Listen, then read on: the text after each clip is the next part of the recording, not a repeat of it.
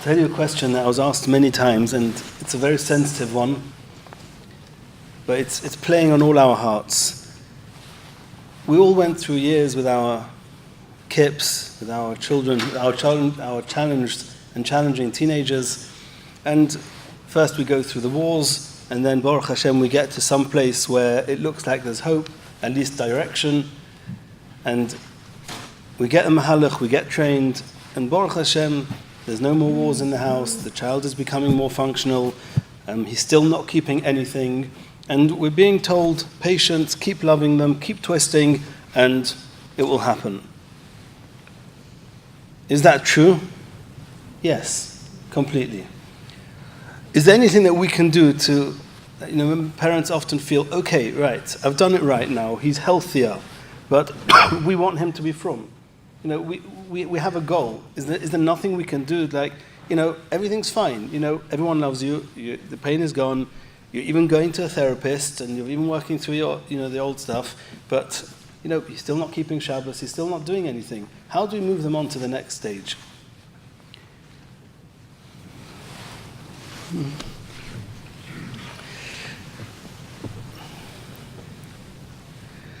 So I'll mention a few points, but very bekit, so we have to keep them in mind. Number one, there's an integral difference between a goal, between a she'ifa and a tzipiyah, between a destination, a goal, and an expectation. A goal is something that you strive for, not necessarily somewhere you have to reach. An expectation is something that you expect to happen. When you don't reach your goal, that's okay. But if your expectations get let down, then you start feeling failure. Nobody fails when they don't reach their goal, but you fail when your expectations are not met. So we have to know, is Yiddishkeit a goal or is it an expectation? The answer is both. But keep that in mind. How do we know? For example, we're all trying to work on ourselves in our own lives, and it's nothing to do with here, nothing to do with challenged teenagers. We're all on a journey. How do I know if the point I'm trying to get to is a realistic expectation or a far-sighted goal? The answer is try. Try it once, try it twice, try it 3 times. If it usually works, then keep it as an expectation and just keep moving. Keep moving and you'll keep falling, and that's the way it goes. If it's just not happening, you can keep it as a goal, but leave it. It's not an expectation anymore. That's number one. So whatever we're going to discuss, if with your child, you're trying to bring him from where he is now to the next stage, wherever you've marked it to be, you can try. We'll soon see how. You can try. If it doesn't work, let go. If it becomes an expectation instead of a goal, and it leads to rejection and failure, we're going to be plummeting straight down. Number 2. It's very important to know the difference between a Jew, Judaism, and a Jewish culture. And if we get those confused, then we're going to be completely out. And much of what's happened that's caused these kids to go down is because we've got that confused. It's like, if there's something about Judaism I'm not keeping, that means I'm less of a Jew. Or if there's something about the Jewish culture, like wearing a hat and jacket, like having long hairs, like not eating gebrocht, or, there's many examples. Spitzel. The different levels of head covering for the men and the women. It's like, is that to do with being a Jew? Is it to do with Judaism? Or is it a part or a section of the Jewish culture? And we must not get that confused. Who he is as a Jew is number one. We discussed it over the weekend. You're supposed to love him for being a Jew, and nothing he does or doesn't do can affect that. Afal pi shechata Yisraelhu. He's not less of a Jew or more of a Jew than Moshe Rabbeinu, whether he's keeping mitzvahs or not keeping mitzvahs. What is the difference with the mitzvahs? It's Judaism. Okay, but are you getting confused between Judaism and a culture? And just to keep it broad, but don't go easy with, don't pull me on the word. Minhagim, chumras, right? And there are many chumras and minhagim which are brought in Shulchan Aruch. Waiting 6 hours between meat and milk. Is that Judaism or is that a culture? So it's very important to know. If we would be speaking to a forum of yeshiva bachrim, we would say it's Judaism, it's a halacha. It might be a chumrah, the shach says the Yerushalayim should do it, it's your minig, you've always done it, there's a problem of nedarim. So it's true, that means it could be Judaism, but in essence, is it Judaism? Maybe not. The Shulchan Aruch quotes that there's all sorts of people and minhagim who wait 3 hours, who wait 1 hour. So I don't know if you heard this, I think I said over this week, where there was a boy who was eating on Yom Kippur because he had written himself off. He said, I was the biggest Avarian in the world, so not eating on Yom Kippur wouldn't have made a difference. And I asked him, tell me about the Averis you did that wrote you off. He said, well, I just couldn't wait more than 5 and a bit hours. And so in his mind, that's Judaism. So I'm not, and Judaism and being a Jew, Bichlal, got confused. So if I'm not waiting the 6 hours, then I'm not keeping Judaism. If I'm not keeping Judaism, then I've got no association to being a Jew, and everything went out the window. And then I took a step back and says, number one, you're a Jew without Judaism. Number two, this has nothing to do with Judaism. It's a minig. And it's a good one, and it's something which might be a goal, but, let's put things into perspective. Dain Weiss, when I was learning for Smicha, and I was once speaking to one of the very close Talmidim of the Minchas Yitzchok, a famous Pesach of the last generation, and his Talmid told me, you're going into Hirah now. First and foremost, any shaila that comes up to you, make sure you're crystal clear. Is this a Doraisa? Is it a Rabbanon? Is it a Gemara? Is it Goinim? Is it Rishonim? Is it a Chumrah? Is it across the board? Is it a Minig? Now, I'm not expecting all of you to do that. You have Rabbanim for that. You have husbands or Chavrusas, or, you've got to ask the people you have to ask. But make sure that we're not confusing it, because if we confuse it, these kids are going to get confused. And if let's take the culture in its more extreme, wearing payas, longer payas, wearing every person in their minig, what's called long, what's called payas. But is having long payas, is wearing a hat and jacket, is that Yiddishkeit? Is that religion? It's definitely not religion. Is it nice? Maybe. We're not discussing that now. Is there any good reason that all people that belong to a certain culture and society all dress the same way? Maybe. It's not what we're here for. But is it Judaism? No.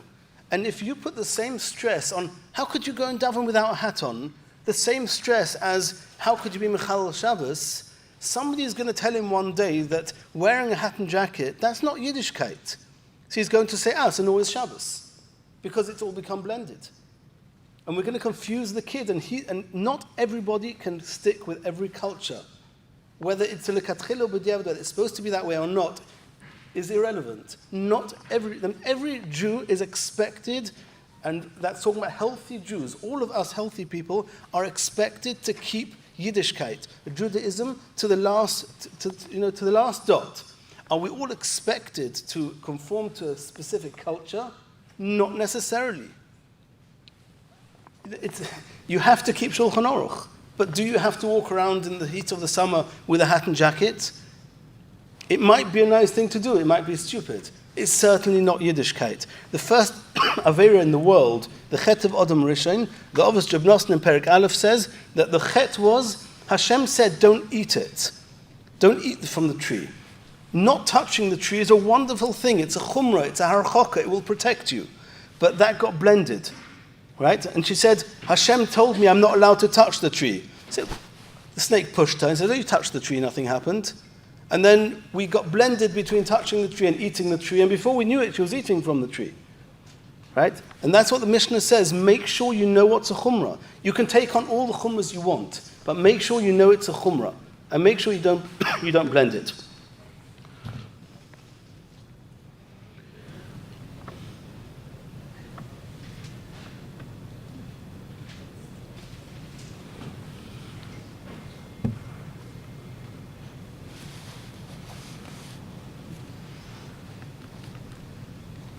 And I'll come to another point.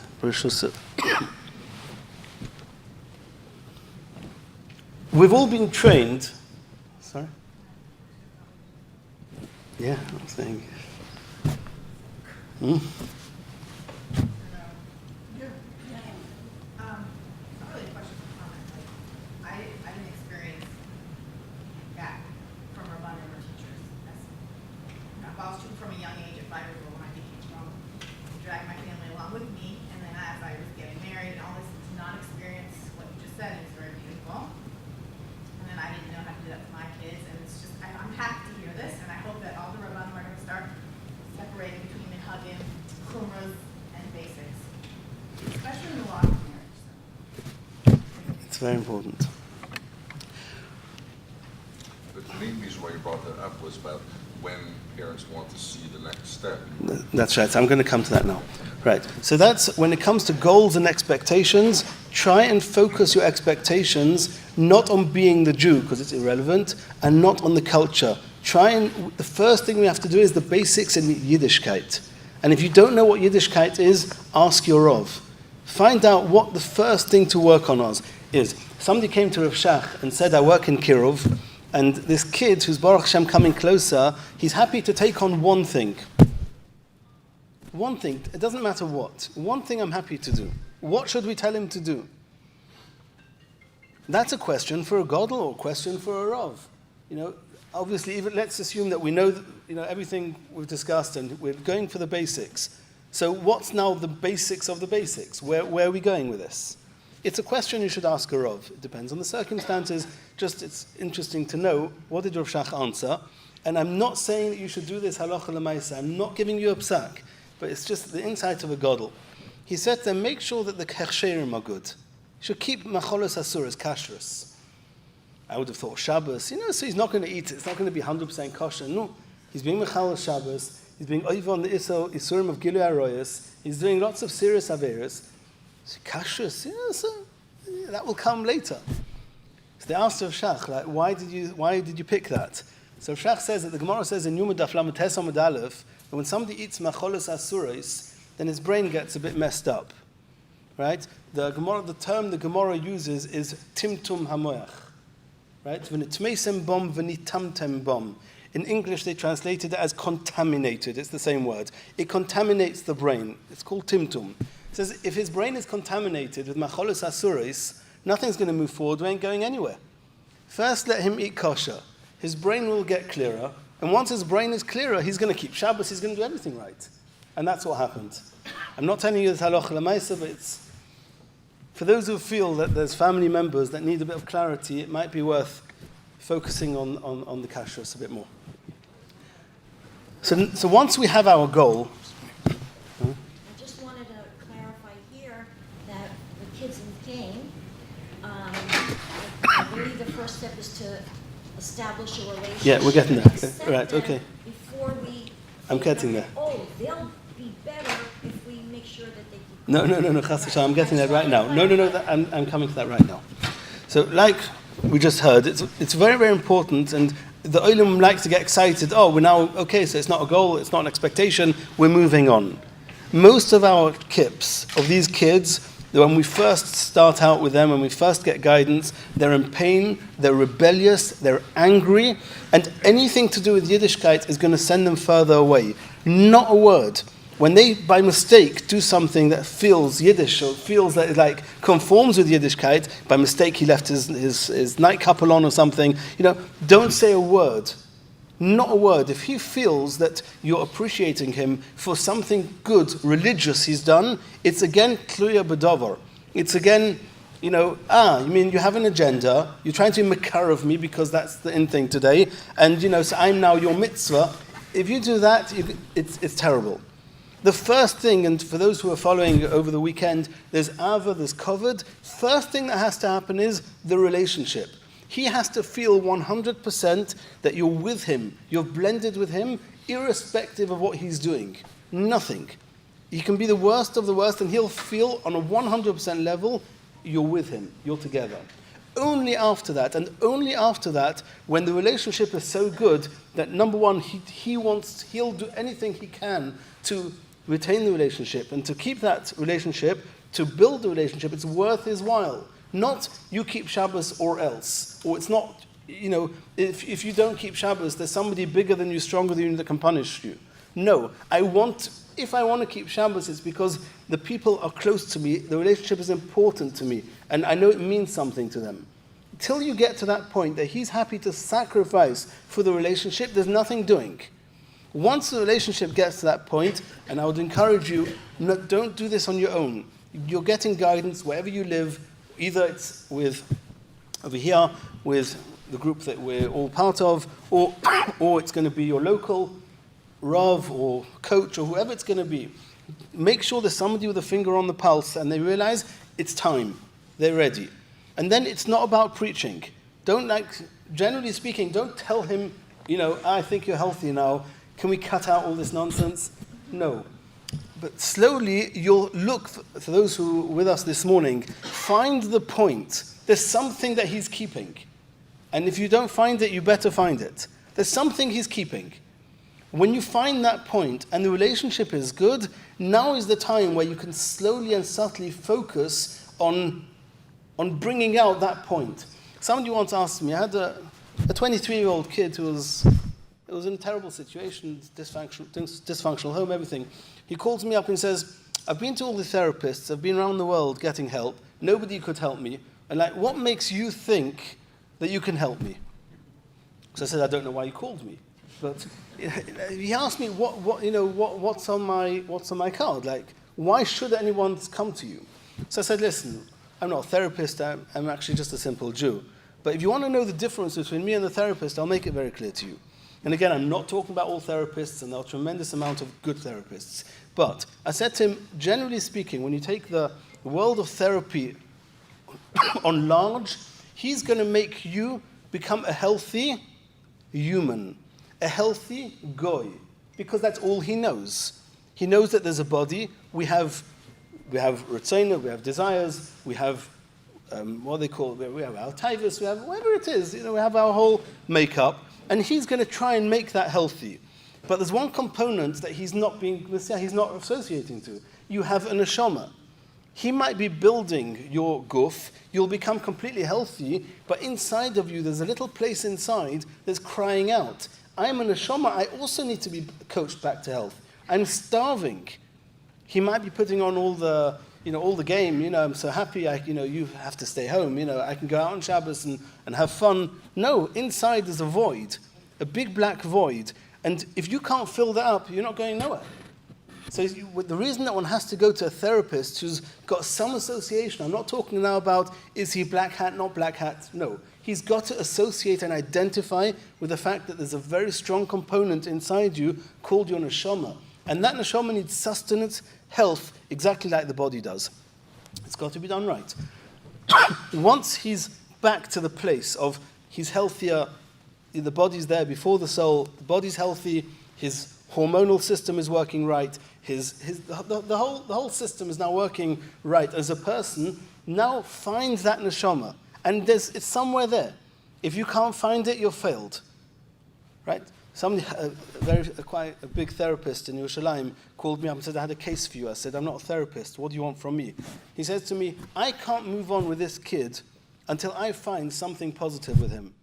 I worked with him for a year. I can't find anything good in him. But I said, I know that after an hour you'll be past that. And it's nothing to do with me. You just have to ask the right questions and he'll tell you what it is.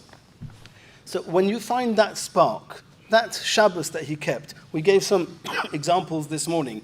Even if it's something as stupid as not eating gebroks, but he will come home with his car and they'll say that 2 a.m, but he won't eat gebroks. Whatever it is. And find that point, and then don't say, I can see, Baruch Hashem, sof, you're coming to your senses and you're not eating gebroks. Don't do that. That's not going to work. But if you bring out start by acknowledging, it must have been so hard for you. And I'm so proud of you that in spite of the fact that you were hungry, it was late, you have this minig and you're prepared to be moiseh nefesh for this minig. I think it's amazing.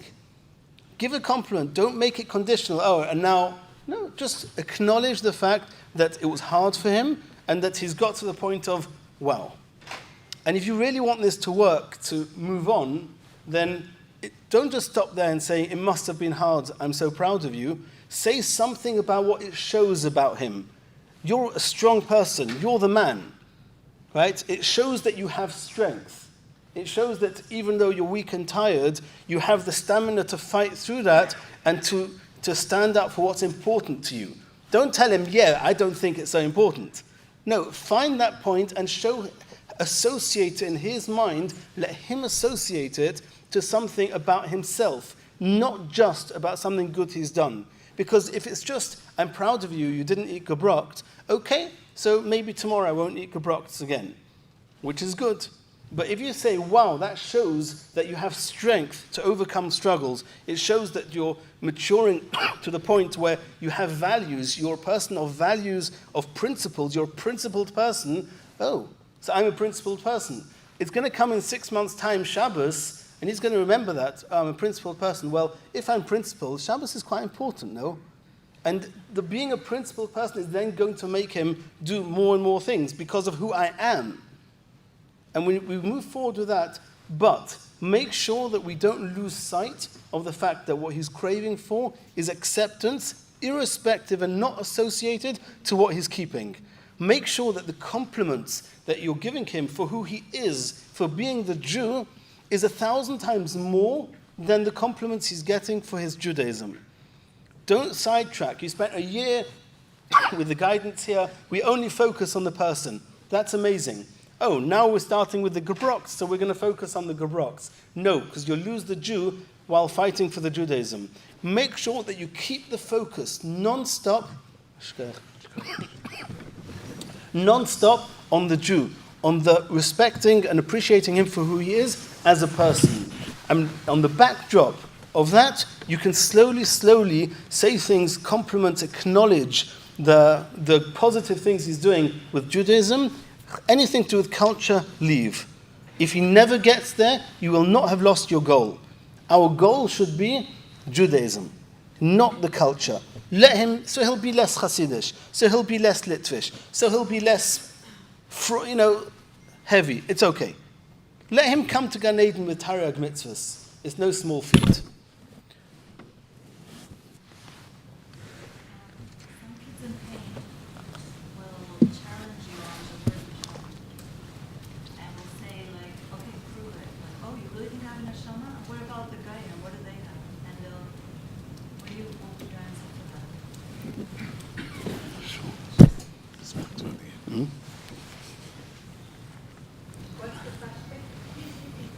What happens if you're a kid, first of all, I didn't say you should mention the neshama.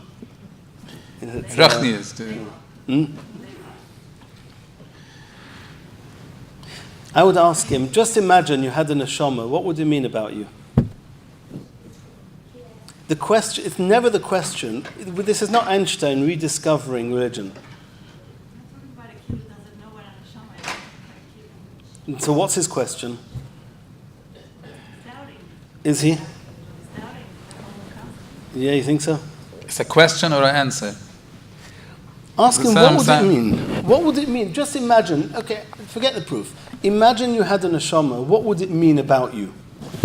Not what would it be mechai of you. Don't ask him, well, if you had a neshama, okay, I'm right, so I can't explain it to you, but you have a neshama, you're going to go to hell. No. That means you're not telling him, you're not asking him what's neshama mechai of you. You were trying to get to the emotion, to the place inside him, which is, if I have a neshama, I'm in trouble. Why? Because if I have a neshama, then I have to learn. I can't read. Why? Because God created me dyslexic. And if I have a neshama, I'm going to go to hell because I didn't keep Shabbos for the last year. And my teacher told me that I'm such a failure because I didn't do whatever it is. No one's going to marry me, etc., etc. So having a neshama for him means you're doomed. Right? So the most comfortable place for him is, let's just forget this whole neshama bit, and then I'm safe. There's no neshama, there's no expectations. No expectations, there's no failure. No failure, I have a happy life.